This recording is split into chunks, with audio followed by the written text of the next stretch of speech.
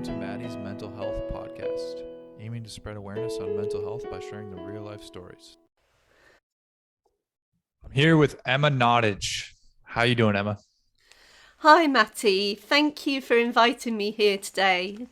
Well, thank you very much for coming on. We connected on Facebook. You're over in the UK. And thank you very much for connecting and wanting to come on. You're doing a lot of cool things with music and helping people with their musical journey, being a musical teacher, as well as life coaching and kind of connecting that to mental health. So why don't you introduce what you're doing opposed to me kind of giving you a half okay introduction there. Well, thank you, Matty. That was it, almost in a nutshell, really. But yes, I'm Emma Nottage, and I am based in the UK. I wear two hats. I'm a private one-to-one music tutor, and I teach a whole range of instruments to all ages. And particularly over the last few years, I've started working with adults, and I love that. It's what lights me up. I've loved to be able to change people's negative experiences in their past with music to something far more joyous and positive now. And that's also led me down the coaching route. And I'm now an accredited life coach as well, because I felt that I wanted to help more people, not just musicians, because I think the sort of area of low self-esteem, low confidence, and limiting beliefs is something that holds a lot of people back, not just musicians. Of course. Yeah, I really like that. Um, yeah, okay. Well, let's start with I guess just a little bit about your background, how you got into music, what music means to you.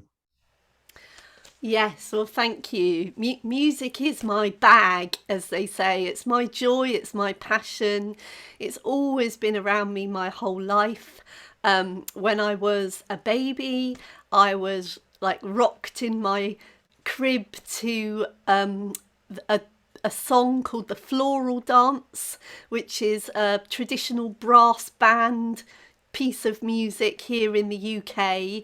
And also, when I was born, my parents bought the song Isn't She Lovely? That Stevie Wonder sang, but they bought the David Parton version. And it's a beautiful song. And, music surrounded me my whole life. My family is quite musical. My mum used to play the piano and she's got a lovely singing voice. My elder sister plays the clarinet. My brother, he has tinkered a bit as a drummer, but more so he's a listener of music. He, particularly when I was growing up, I was surrounded by his heavy metal music in the 1980s. Oh And yeah. then my and then my father, he is musical in as much as he likes music and he can sing, but he sings in his own way. He does find it quite hard to hold a tune, and I've tried to help him over the years, but yeah, it's a bit harder with my dad. But yeah, I went on to sort of follow a musical path. In primary school, I started learning the recorder, probably like lots of us do. Oh And yeah. then, Big instrument in the fifth grade. that's right, yeah. And then That's in the UK too. That's in Canada. That must be globally, like I fifth think grade. I think it is because it's quite a simple instrument, and quite accessible. And it's still the case today. Just an aside, I've been a primary school teacher here in the UK for 20 years before doing what I'm now doing. And we still do whole class recorder lessons and things like that. But another instrument that's very popular with children at the moment is ukulele. I don't know whether you do that Oh in yeah. Canada. Yeah, yeah. Yeah. Yeah, I play that. It's cool. So yeah, for me, the natural progression after recorder was to the piano. I started playing the piano when I was about 7. Then I had a bit of a blip, a bit of something that might have stopped me, which was in junior school, which I think is the equivalent for you. I don't know, is it elementary school, something possibly?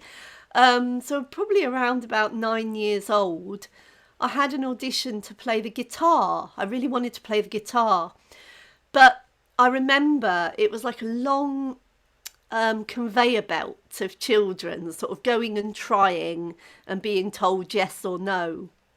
And unfortunately, at that time, that teacher made a snap decision that I couldn't hold the instrument properly and I wasn't going to do guitar lessons.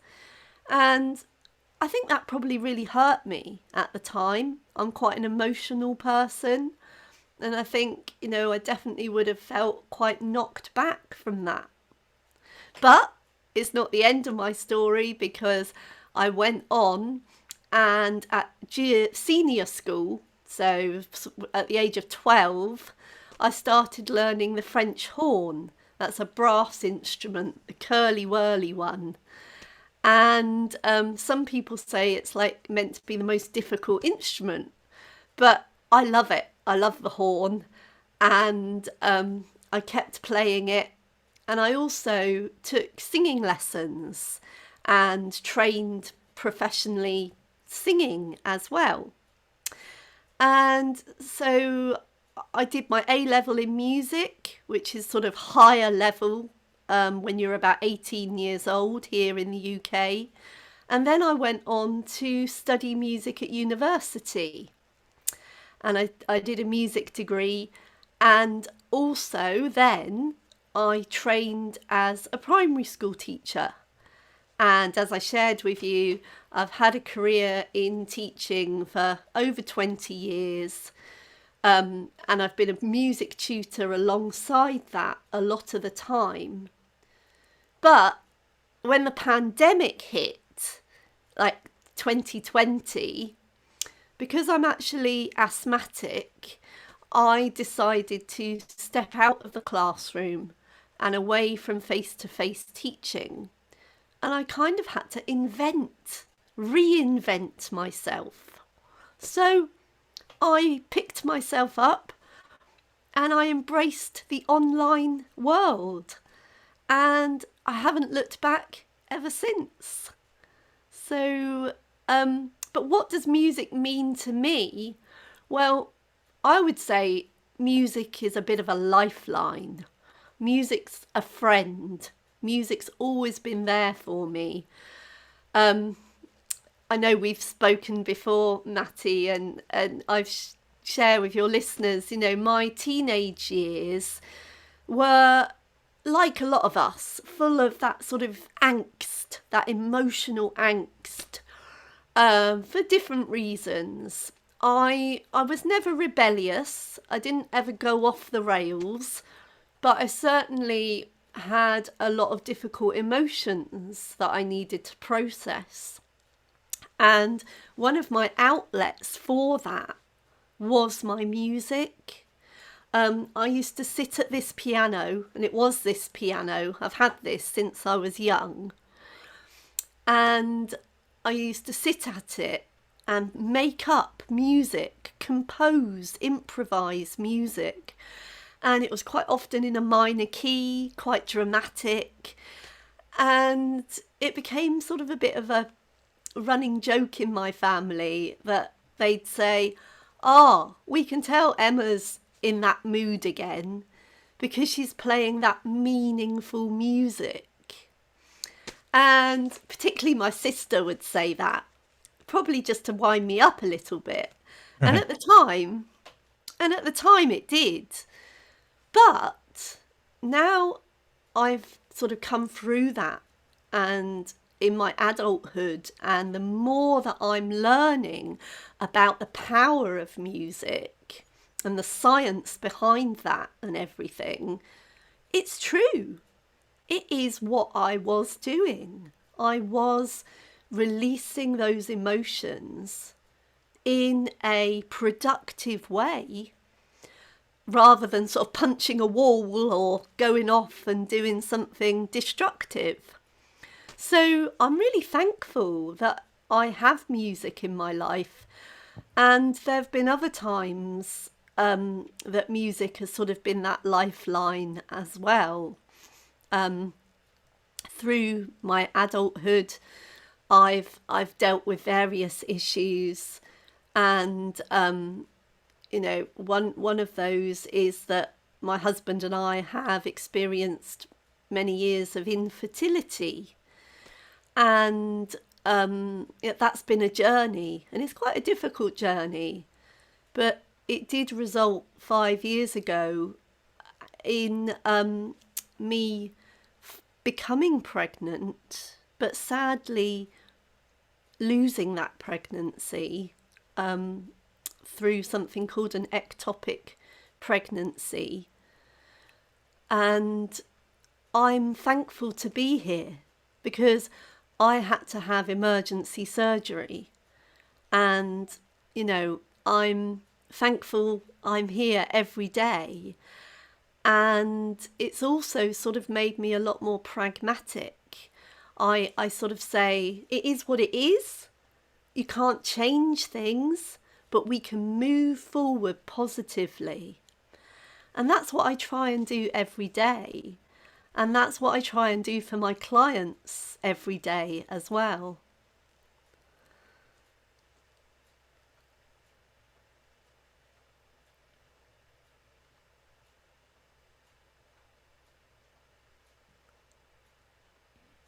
When you, well, first of all, I know we chatted before, but um, I think it's a very powerful story of how music can help you and the power of positivity and moving forward. Um, do you think, just going back, do you think at the time, if you think back to your teenage years, or even in the past few years, sounds like it would have been a hard time. Um, are you actively like thinking about it? Like if you do sit at the piano and you just kind of, I'm interested in that because I feel the same way. I don't know, we talked about this before, but do you, I guess, do you feel that? Do you feel like you're just releasing some of that energy when you do sit at the piano in these hard times? Yes, definitely. Even now, there can be days, there can be hours where you're on your own. And certainly, this is for me. And it is always the piano that I'm drawn to rather than other instruments. I don't know why. Maybe it was sort of one of my first loves. But yeah, I definitely feel that it's beneficial to just sit down and create and express. I'm not a music therapist. I haven't been through the training for that, but I am passionate about the connection between music and mental health and about harnessing the power of music for healing and lots of other things as well. Brain health has been proved that music can benefit our brain in so many ways. So definitely, I think it's a valuable thing to have music as a form of expression. And, music is accessible to everyone, isn't it? And it's fairly cheap, and it's healthy. You know, I mentioned earlier, rather than sort of going off in destructive ways and, along the lines of substance abuse, for example, Right. music, they say, is a bit like a drug, but it's a healthy drug. Mm. And and there is science with that. Because when we play a musical instrument or when we sing, we're actually doing something inside our body. We're releasing our feel-good chemicals of our endorphins, oxytocin, the so-called love hormone, dopamine, which is the same thing that you get, with a high, with a hit of caffeine or whatever, and also serotonin, which we get when we go out in the sunshine, along with vitamin D. So that can only be a positive thing, that there's all these feel-good chemicals inside of us that are raised. And at the same time, it's a win-win situation, because listening to music and even more playing or singing it actually reduces our stress-making hormones of adrenaline and even more so cortisol. So I just think it's a beautiful thing, that combination of releasing the good and lowering the not so good. And I mentioned brain health earlier. And again, studies have proved that musicians use all parts of the brain when they play or when they sing. They have done studies where they have put musicians under MRI scanners, and they lie down and the scanner comes over their brain, and they actually have them playing a violin, for example, and they can see on the screen those areas of the brain lighting up. And the amazing thing is as well that it also creates new neural pathways, however young or old we are.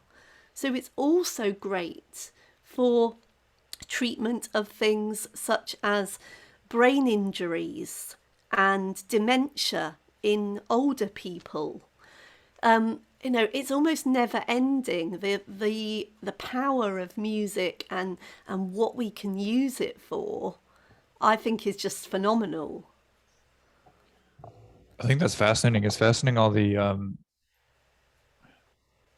effects on the brain, all the feel good chemicals, and then bringing that down the um, the bad ones. I think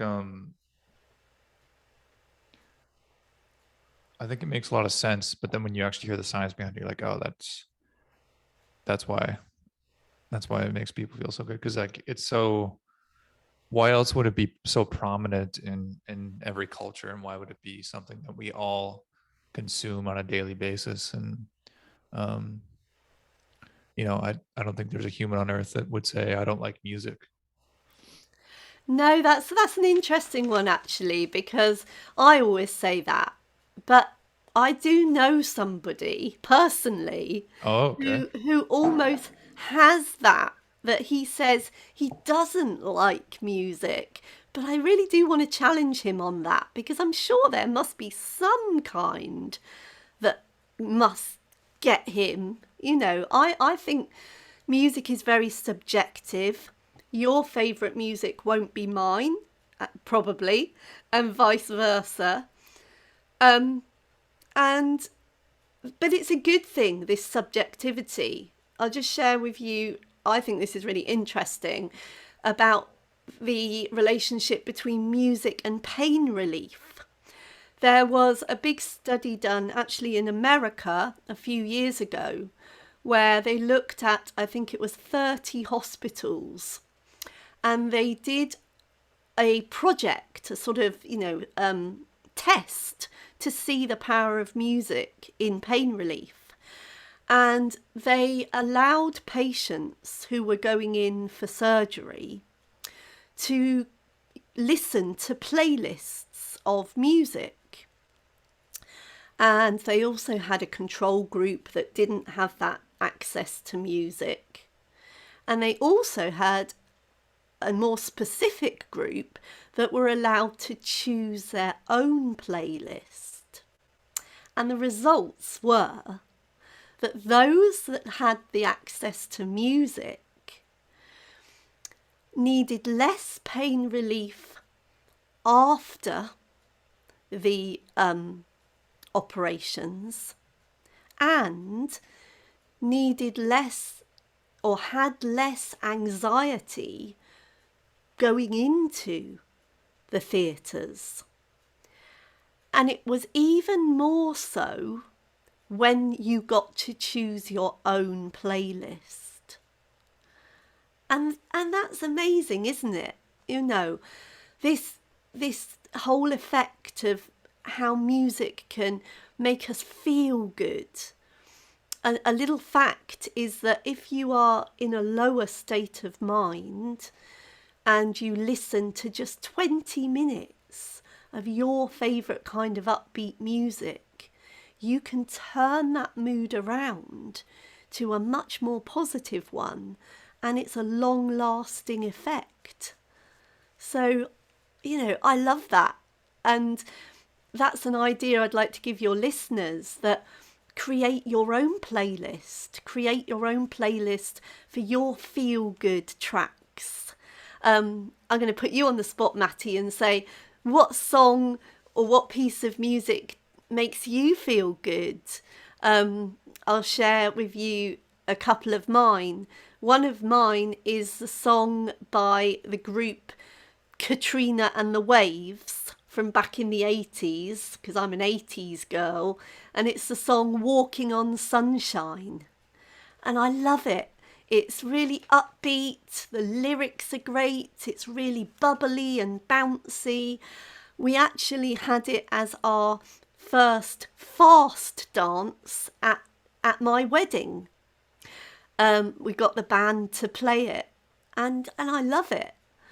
And another one that really lifts me is I quite enjoy the music from traditional Native America and also Canada.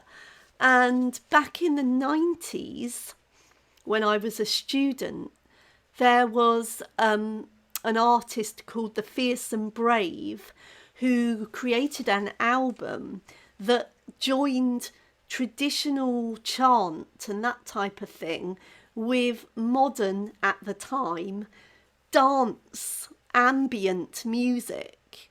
And I love that. And my favourite track is one that became quite famous, which is called Wishes of Happiness and Prosperity. And it has an ancient chant sort of sung by an elder, but with this beautiful music alongside it that also includes a cello solo. And when I listen to that piece of music, it just lifts me. So yeah, Matty, what music has that effect for you? Oh, I think um, a lot of different artists, a lot of different um, songs would go to. But first thing comes to mind is like Led Zeppelin. Cool. Um, that was, I think, when I first really started getting into music in like teens. I think that was the first band I really started getting into. And like I was telling you, I play drums, so I started like imitating the drums on some of those songs and kind of learning. Um, so yeah, some Led Zeppelin songs. Um, I'm really into the White Stripes. That was probably my favorite band ever. It's like Jack White, if you know who that is. Yeah, I know. I hope I get this right. Isn't Seven Nation Army their song? Yeah, yeah, yeah. Yeah, with the big guitar riff. Yeah, that's one of the I think it's one of the most famous songs ever. It's like played at every sporting event now. Everybody hums that. Da, da, da, da, da. Um, but I really like that music, like the amped up blues. There's a album called Under the Great Northern Lights, which was a live album. He toured all over Canada, and he recorded some of it and made an album. I really like that. I really like it a lot. It's pretty cool. He did every province in Canada, which usually artists won't do. And this was, I was like a bit younger, so I didn't get to see him, but he came to my province. But what he did was when he came to each province, he would do like just surprise shows at every place. He wouldn't tell anybody where he's going. So he'd do like one show and then he would do like a side show somewhere else and tell no one where he's going. So it's That pretty cool. that He did like a show on a fishing boat here, and I guess he Oh also did wow. one like he did one at like the actual theater, but then he just went to a bar and told no one he was going there and then just did a show. Oh, that sounds amazing. Like a real intimate gig. And, Mm, if you were a fan there, that would be like, whoa, wouldn't it? yeah, Amazing. Oh, that's yeah, brilliant.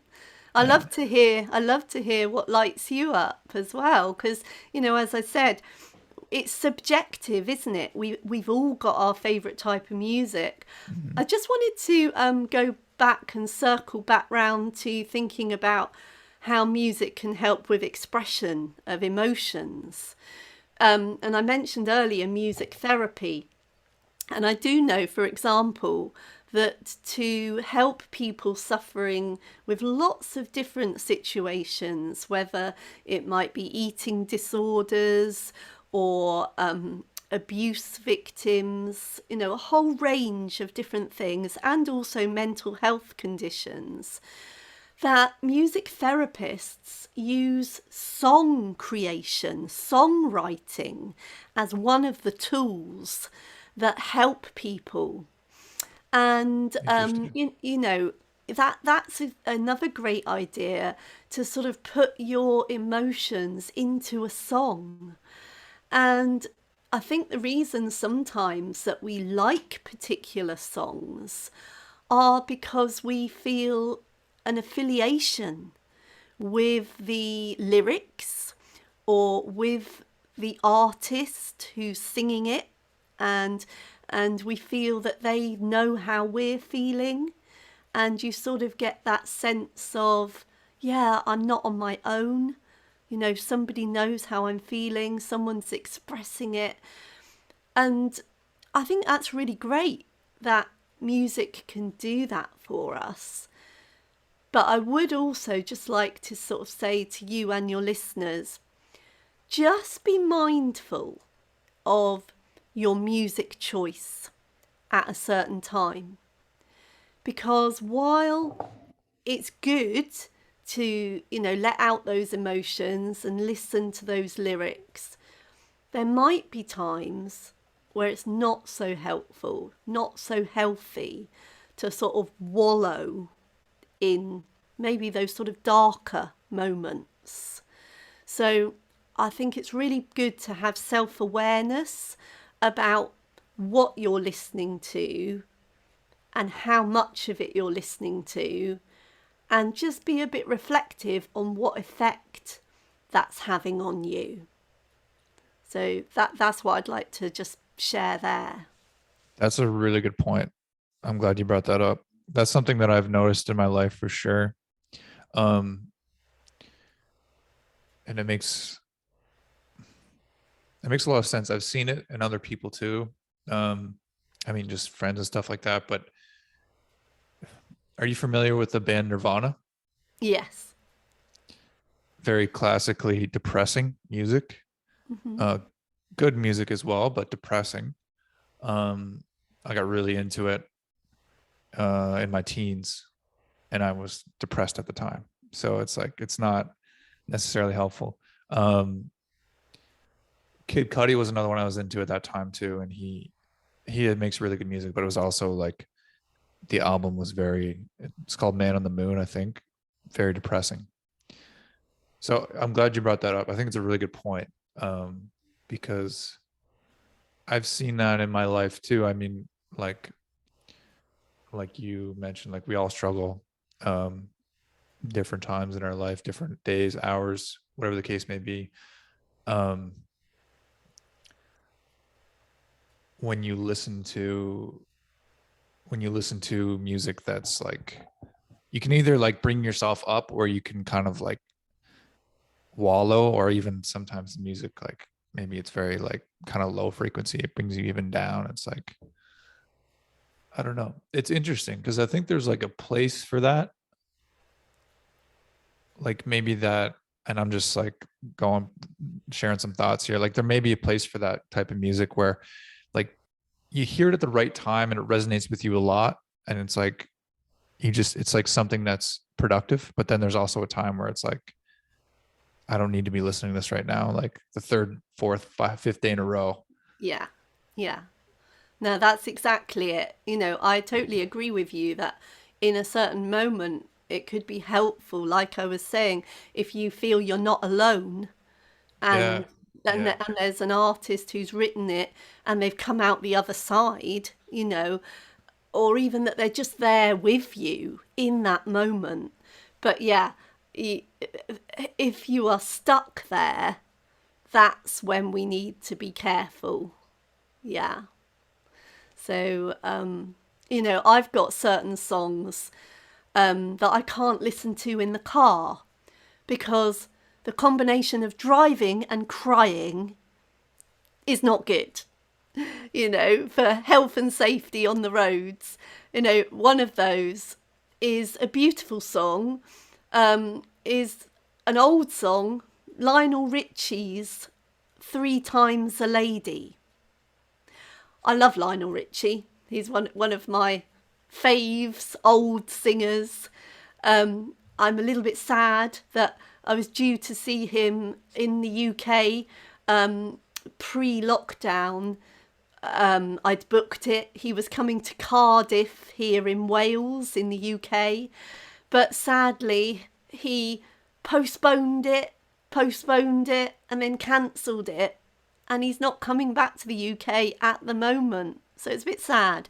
But I get off the point. But I do appreciate him as an artist, and I relate to a lot of his lyrics from when I was younger. But his song Three Times a Lady, I associate it with my mum. And I'm fortunate that I still have my mum with me, but she's elderly now. She's in her 80s. My parents are older, and I know that reality that one day they won't be here. And that is hard. But that song just makes me think of my mum and the whole thing about how blessed I am and how it will be hard. So if I'm driving in the car and that song comes on, I have to quickly turn it over because I will be crying. But at other times, I might choose to listen to that in my own space, for myself. So yeah, it's that type of thing, really. Yeah. It's interesting um, as well. Like certain songs mean certain things to certain people. Um, there was a quote, I don't know what artist said it, was like, what I really love about music is like, um, you'll be playing for like a crowd, like say there's 100,000 people and they're all feeling the music for 100,000 different reasons.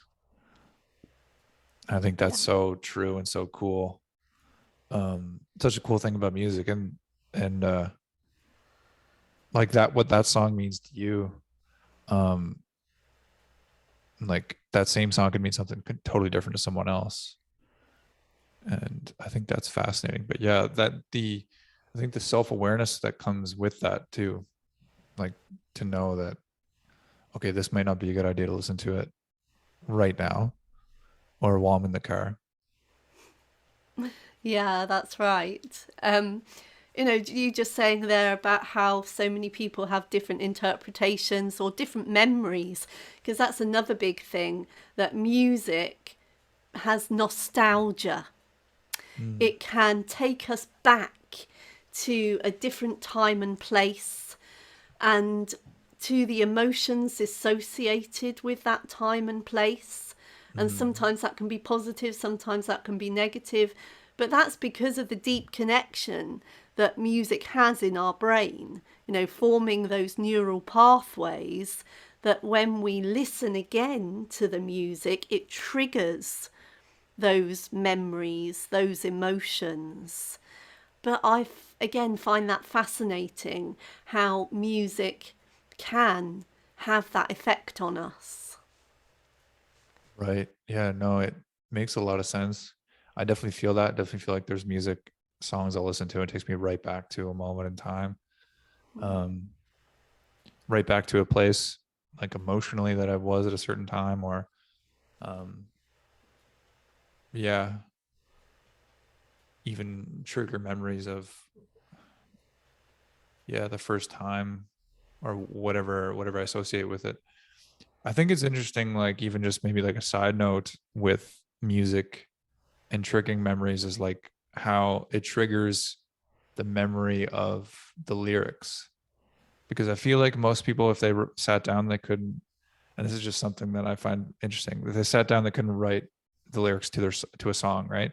Like if you think about how many lyrics we know to have like so many songs, if you sat down, you probably couldn't think of it. You just like blank piece of paper, try to think about it. But like as soon as you hear the music, as soon as you hear the song, and I'm sure you know this from playing tons of music, it's like it comes to you.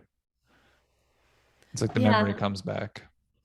Yeah, I agree with you. You know, it's that sort of thing, isn't it? You can't remember, I don't know, something that you need to. It's like they say, you can't remember what you come back in in the room for, but you can remember the lyrics to all those songs from your past. Yeah.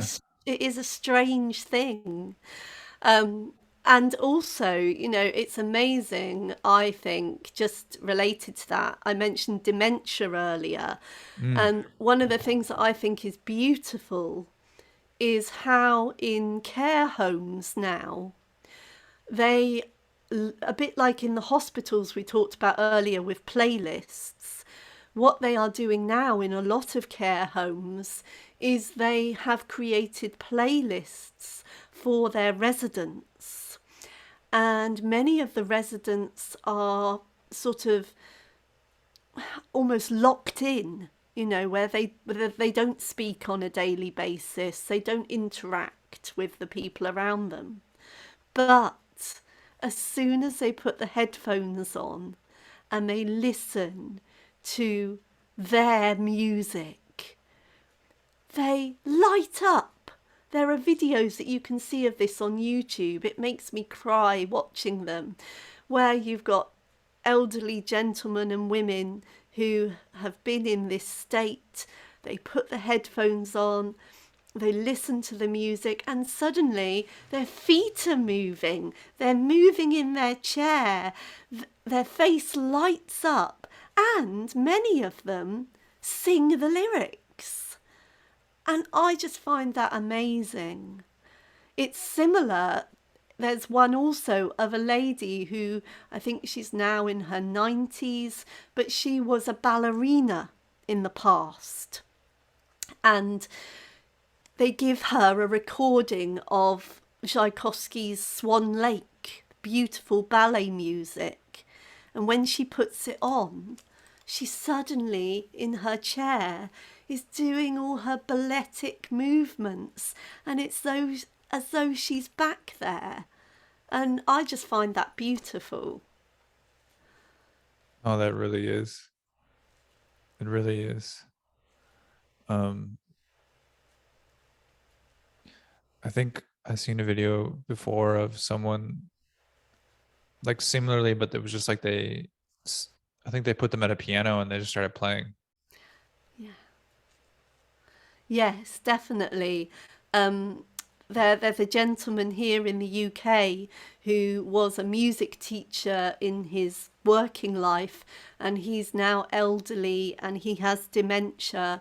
And last year, I think it was last year or maybe the year before, he was on the television here um, because he did that. He had that very thing happen where he could sit at a piano and still remember all these amazing tunes, and he got to conduct one of the big orchestras here, playing a piece of music that he'd composed, and his son was involved in setting all this up. But it was such a beautiful thing again to see that man who I have an affinity to as a music teacher, that I just hope, you know, that music's going to be there always for me. And maybe if I do suffer with brain things in the future, and none of us know what's going to happen in our futures, you know, I would like to think that music is going to be that thing that's always there. Yeah. Oh, that's awesome. That's beautiful. I had a I had a great uncle. Um, he passed away now, but a few years ago. But he played the fiddle, and it was the same kind of thing. He loved playing the fiddle. I actually played with him a few times, like played guitar. He played the fiddle, but um, it was the same kind of thing. And it was interesting because like he knew that he had the same thing. He was losing his memory, but I remember talking to him. This was just like a few years ago, and he was very like aware, and he was saying like the fiddle really helps me. Um, he's like I forget, and it was so interesting because he knew what was going on. He's like playing this, learning new tunes that keeps me sharp, and he talked about like reading too, like reading, always reading and learning new things. But he played the fiddle. I think he was in his 80s, and he played it like twice a week. There was like groups he went to or something. Um, I think it's Yeah. fascinating. Yeah, that just reminds me as well, you know, the whole thing about community and camaraderie with music as well. You know, it's great to make music by yourself, but there's definitely something extra about playing with others.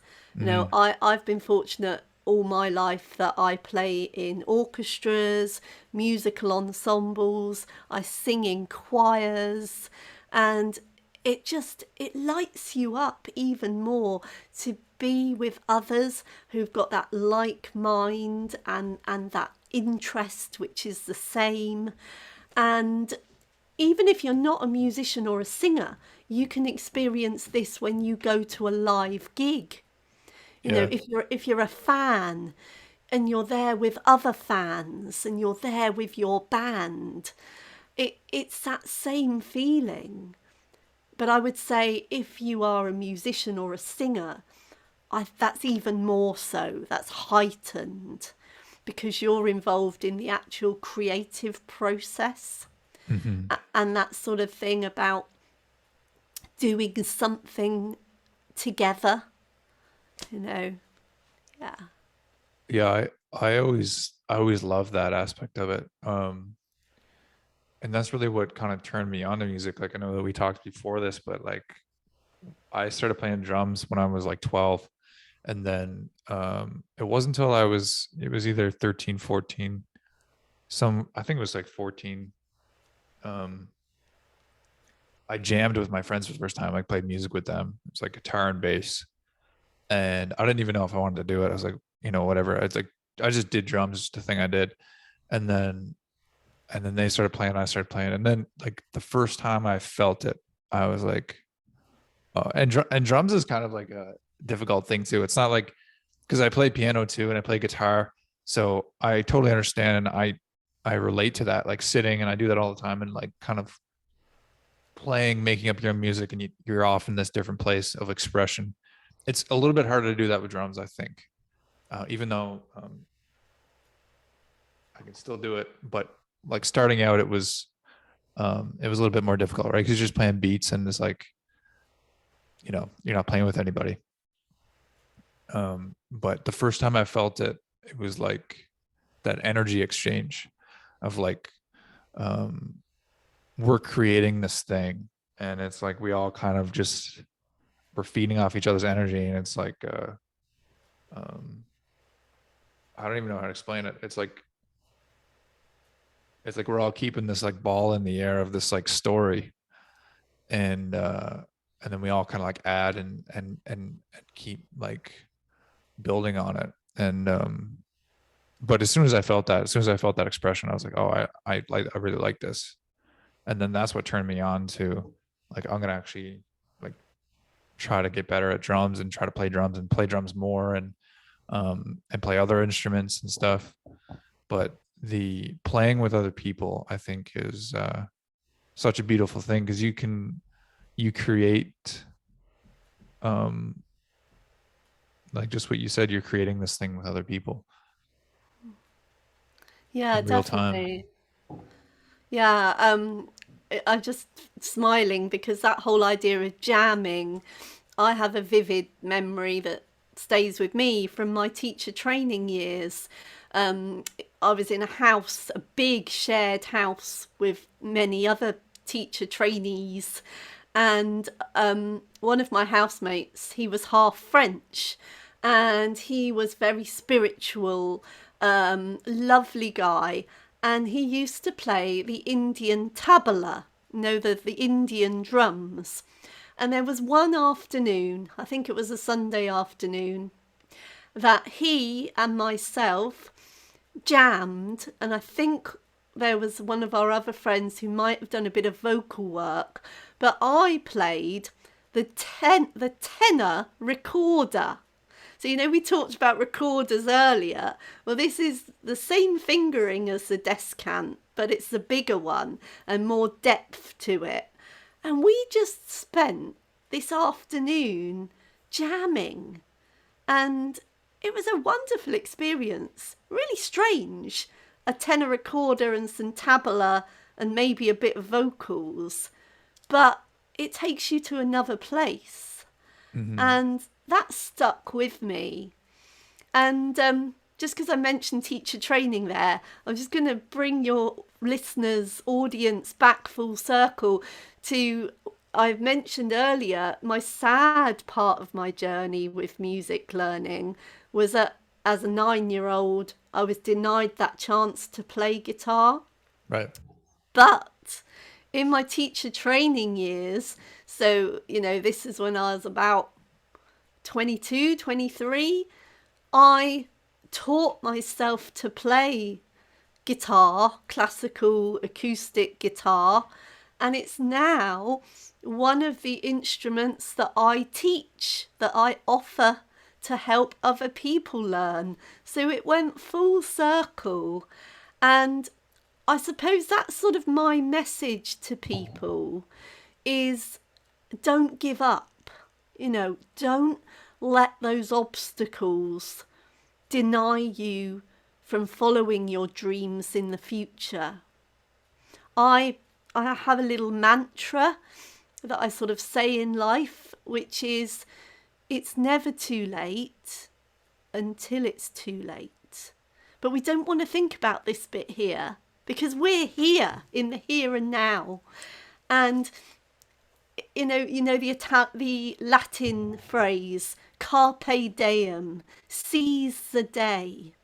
That's what I believe. If you've always wanted to do something, whether that is play a musical instrument or sing, or whether it's some other dream, then go for it. That is my message. That's a beautiful message. I think that's a message people need to hear.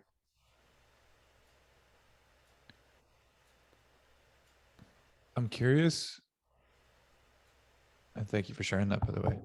I'm curious how you mentioned self-esteem earlier, and then wanting to help people, getting into life coaching, wanting to help people with the same sort of patterns, even if it doesn't relate to music. But I'm curious, like, you mentioned working with adults, and even how you just mentioned, like it's never too late. I'm curious what you've seen in adults that want to start playing music and the self-esteem stuff that comes up there, Yeah. and that sort of thing. Yeah, so sadly, there are so many adults who have a story where they have negative memories of music, and it's mainly because of words that somebody else spoke over them. There are so many people who have the story of, I couldn't sing in the school choir. I was told you can't do it. You can't sing in tune. Basically, you're not good enough. I know somebody else who, when they were young, played in a marching band, but when they went out on parade, their mouthpiece was taken away from them and they were told that they should just mime because they weren't able to do it. And all these sort of things. And it's sadly, it's quite often teachers, and that really hurts me as a teacher, thinking that teachers can be like that. But also, it could be parents, it could be other people in your surroundings. And it might not even be musical, but something you've been told you can't do it, you're not good enough. And I expect you know the old rhyme that they used to say, sticks and stones will break my bones, but names will never hurt me. But that's not true at all, because words do hurt us and we carry them with us. And that can really hold us back. But I've had amazing success stories of being able to change that for people. I had a lady who came to me with that story of not singing in the school choir because she was told she couldn't.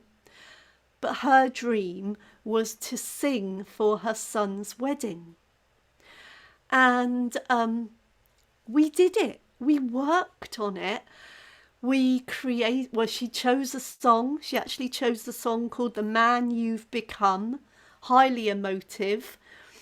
We created a music video made up of a montage of things from his life. She decided that she couldn't do it live in case she broke down. So instead, we recorded it as a video. And when her son got married, it was played at the reception. Only her husband knew this was happening, and there wasn't a dry eye in the house. And then she had a new love of music and she knew she could do it. And she went on to do piano lessons with me as well. And now has a skill that she never had and loves it.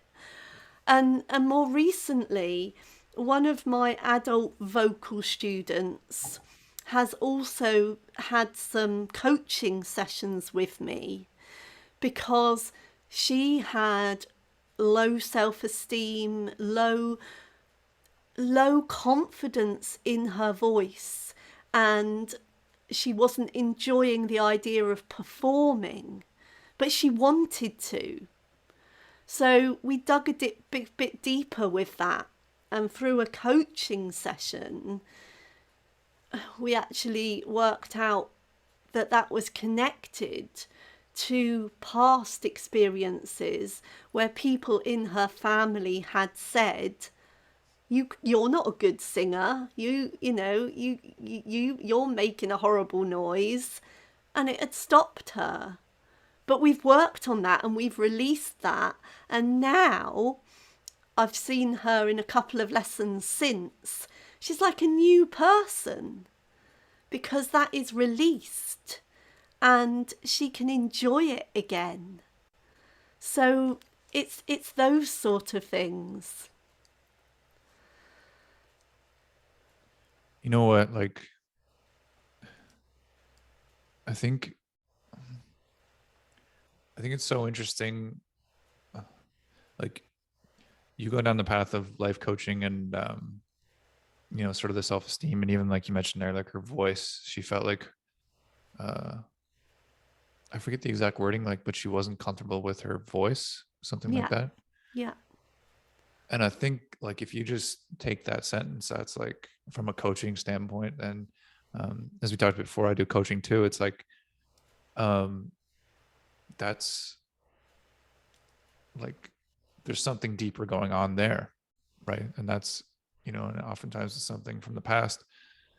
But it's just interesting how music, in a way, I've seen this in my own life. Like same kind of thing, like singing or like putting yourself out there. Like if you do like a gig or whatever the case is, it's like because it's such a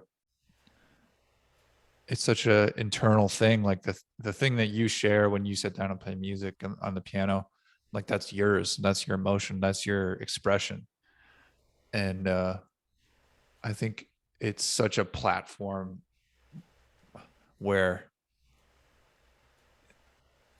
if you have anything that you're holding on to in terms of self-esteem or in terms of things from the past or in terms of um, the way you view yourself, I think it will come out pretty fast, especially if you want to share it.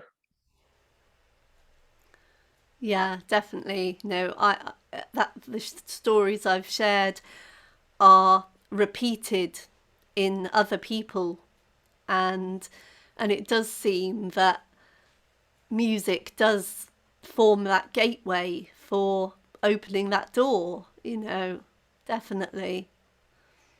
Yeah. Because And I sorry, should go say, ahead. and I feel privileged. I'm always saying to my students, I'm privileged that I'm the one that gets to hear their voice, because Mm, quite often no one else has. And I'm also the one that's privileged to help them remove those limiting beliefs and see that transformation. I had a few musicians on in this podcast a while back, and they're two local music. Well, sort of. They're from Eastern Canada as well, and they're doing well now. They're kind of a like electronic um, music duo. But something one of them said really stuck out with me. They said that the band was Pinot and Low, by the way, if anyone's interested. But something that really stuck out with me that one of them said was, and it's very simple. It just said, we're talking about this kind of thing. You said music is meant to be heard, and that really stuck out with me for someone that like I've played in bands, I've played gigs, but I also just sit around and make music all the time, and it's like, hmm, it's meant to be heard. And it's just you think of people singing by themselves or like scared to share their voice, scared to share their stuff. It's like Yeah. it's meant to be heard. Yeah, definitely. I'll just share because you just reminded me again of another of my past clients, students, again, an adult lady who used to sing, but things in life had stopped her singing. And I helped her re-find her voice and love her voice. And I got an amazing thrill the other day when she shared on Facebook that her and her partner are now launching a new venture as wedding singers. And she is going to be showing the world her voice. And that just made me cry and be so thankful and so proud of her. So, yeah, music's made to be heard. Yeah. Yeah. I think like one of the reasons that resonated with me so much, and even that example you just mentioned is like she is going to impact people with her singing. Like if she's singing at a wedding, that's going to impact everyone that's there. And every time someone shares a piece of music that is going to impact somebody in some way, and you have no idea what that impact could be. Kind of going back to the deeper stuff that we talked about earlier. Yeah, definitely. Um, well, I want to say thank you so much for coming on today and um, sharing all this stuff and talking about what you do.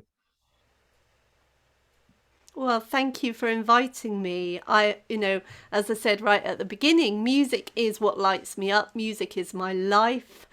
Um, I have I won't get it close up, but in the corner there, in my music corner, I have a cross stitch that my mum made for me when I was about 14. It's like embroidery. Oh yeah, And it says, music, food for the soul. Life is a song. Love is the music. music is for all ages. And, I think that kind of just encompasses what I believe about music. So, That's beautiful. but thank you again, Matty. Thank you for coming on. So you do work online, that's correct? Yes, I work locally where I live, but I also now have global clients. Yes. Okay, beautiful. So if someone would like to get your help with music, where could they find you? Okay, so I have a website which is musicaldiamond.com, and that has all information about my music teaching and my life coaching. And it also has all the connections to my business social pages and also my free Facebook group, which is also called The Musical Diamond, where we discuss how music relates to our learning, life, and health. So, the best place is musicaldiamond.com. Okay. All right. So definitely check that out if you're looking for some help with music or life coaching. Check that out. I want to say thanks again for coming on. I hope you have a great day. I love what you're doing. Thank you very much.